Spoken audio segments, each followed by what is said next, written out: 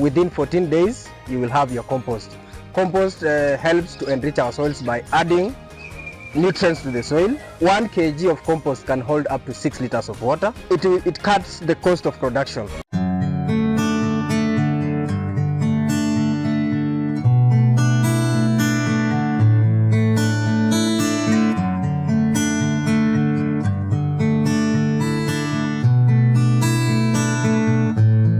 Hello everyone, this is Natasha. Join me through my exchange in Kenya. So still at GBA Grow Biointensive Agriculture Center of Kenya. I'm right now at the compost site.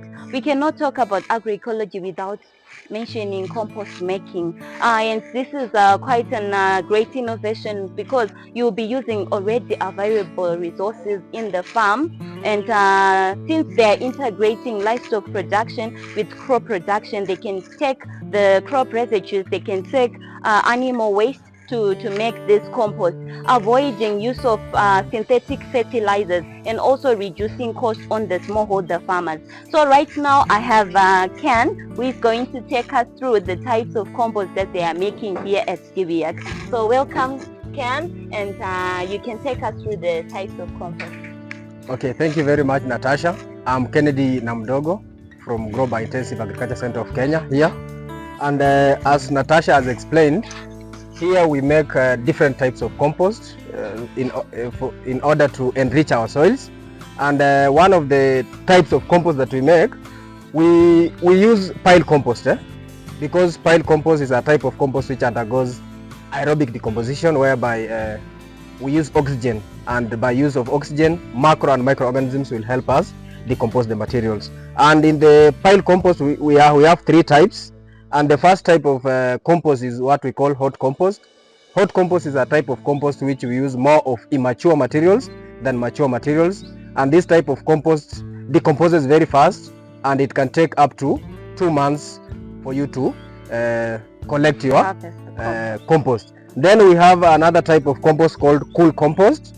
That's a type of compost whereby we use equal amounts of mature and immature materials, and it can take up to 4 months for it to be fully decomposed. Then the last type of compost we have here called compost, which is a type of compost which can take up to 6 months because it has more of mature materials than immature materials.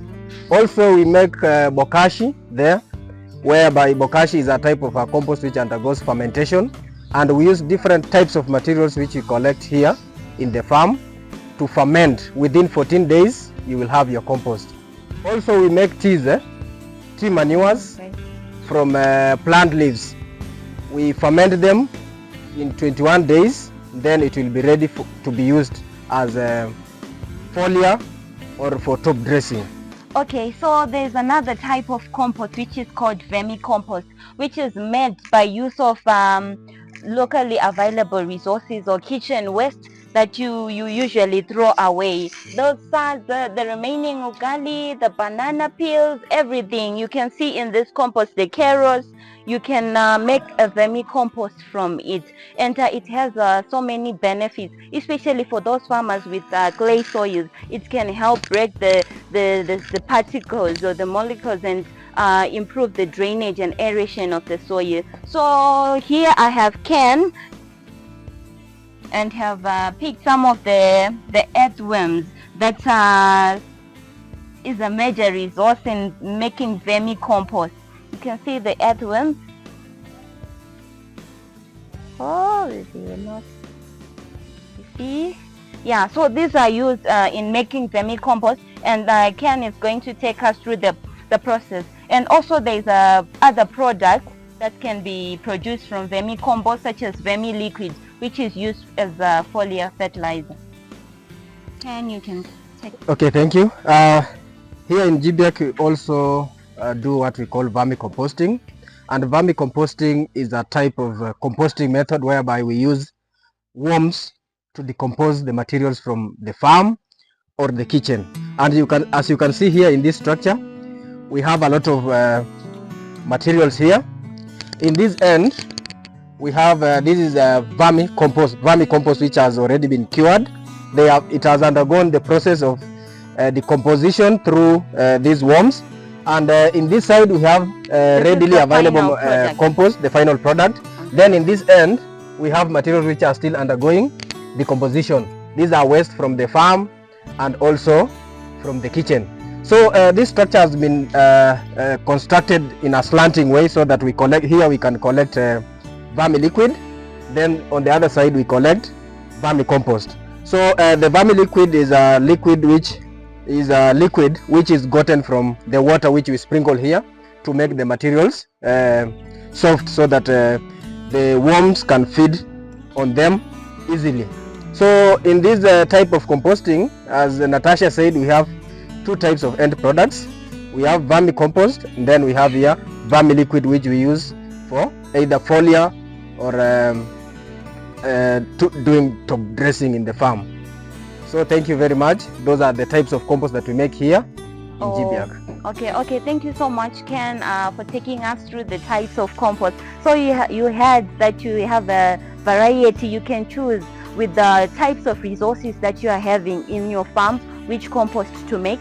And composting is very crucial. It has various benefits to the soil and also to the environment. So maybe you can also take us through some of the importance in brief of using compost rather than using synthetic fertilizers. Okay, thank you very much, Natasha. So we have several importances of using compost, and one, compost helps to enrich our soils by adding nutrients to the soil. That's the first importance.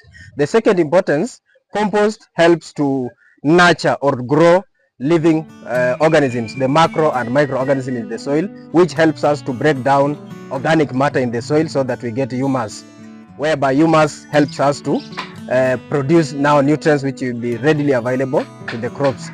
Another importance of compost is it adds humus, or it adds the topsoil, the level of topsoil, because the more you incorporate compost in your soil, the level of your topsoil grows. So also the importance of compost, another importance is compost helps us to build the soil structure, whereby your soil will be intact and it will hold water for long. And in that case also another importance has came out, which is water holding capacity. We can say from the research we have taken, I can say 1 kg of compost can hold up to 6 liters of water. Wow, that's so nice. That is a very key thing, whereby it will help farmers so much, especially those farmers who live in dry areas, whereby water is very scarce. Also another importance of compost is it cuts the cost of production. Because whenever a farmer makes compost in his or her home, he or she will not incur the cost of going to buy the synthetic fertilizers there in the market. Also another importance of compost, that it buffers the soil pH.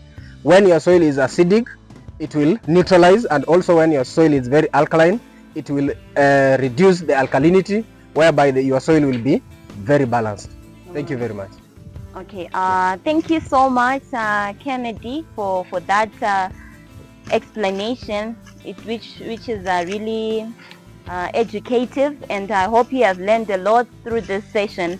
So this is also an intervention or a venture for you to partake in, especially for those bokash. You can start packing it into small packages. 10 kg, it costs $5, and you can start a venture in that area to make a lot of money using less resources or readily available resources. So thank you so much. Hope you enjoyed the video. Don't forget to like, share and subscribe. Asante sana. Enjoy.